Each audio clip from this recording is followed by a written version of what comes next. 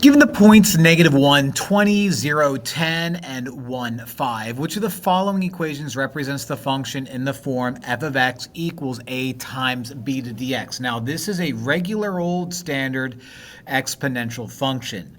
Okay, so when you have f of x equals a times b to the x, a is going to be your initial value. And that happens when x equals 0.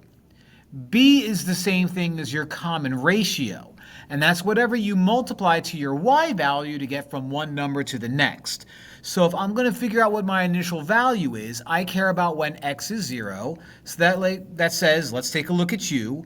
When x is 0, my initial value is 10, so a is going to equal 10.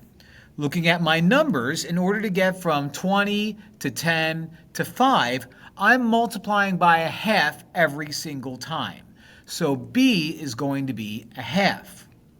Now, putting it all together, that gives me the equation f of x equals the initial value 10 times the multiplier common ratio 1/2 to the x power, and that's going to be b.